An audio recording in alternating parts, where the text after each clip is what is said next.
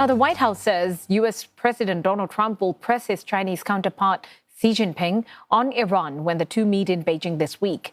Mr. Trump will be on a state visit to China from Wednesday to Friday. Now, Washington says the summit between the U.S. and Chinese leaders will be highly symbolic. The presidents had agreed on a year-long trade truce at their October meeting in South Korea after slapping tit-for-tat tariffs on each other's exports. Chinese Vice Premier Lifeng and U.S. Treasury Secretary Scott Bessent will meet in Seoul for economic and trade talks ahead of the leaders' summit later this week. And Mr. Trump's trip to China will be the first by a U.S. president in nearly a decade. We spoke with Dr. Graham Smith on the expectations for the trip. Now, he's a fellow at the Department of Pacific Affairs, Coral Bell School of Asia-Pacific Affairs at the Australian National University. They're looking to repair the relationship, and that's, I think, going to be the focus of both sides. Obviously, their agendas differ quite a lot, but I think just having it go ahead is important to both sides. It was meant to happen in March.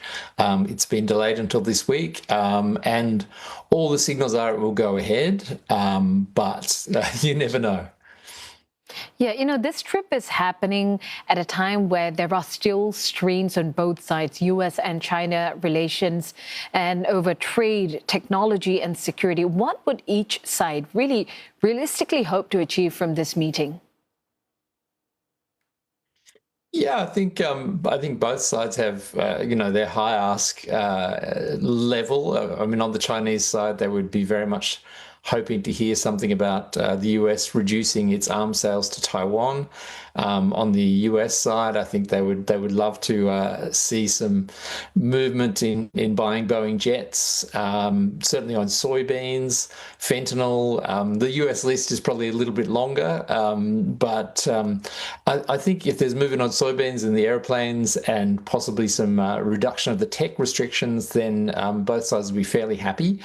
What's interesting is, in addition to Donald Trump, there's a huge delegation on American business leaders that seems to be going to join him, and that includes a lot of US companies that have very high China exposure, like Apple and Qualcomm.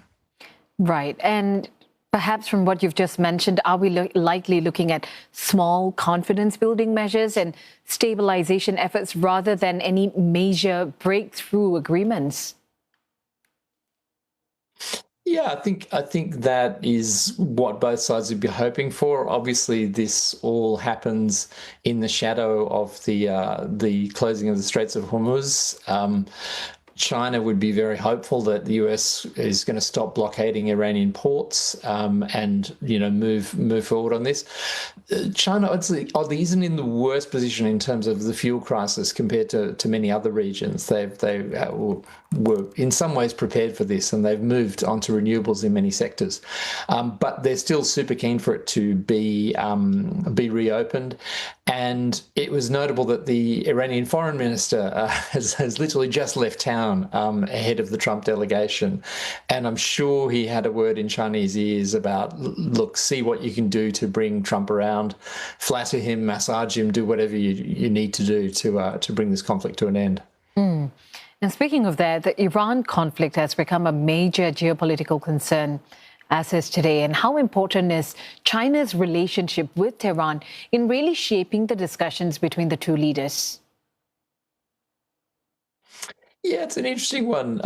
You'd think they are very close, and China has played a role in recent years in mediating in disputes in the Middle East. But it's been really muted in its criticism of the US in this case, and I think many were surprised that it hadn't, been more full-throated in its criticism of the US over this. But I think that they have good domestic reasons for this. They don't want to have another trade war like they had in the first year of the Trump administration. So I think they're being cautious because, from a domestic economic point of view, they have to be.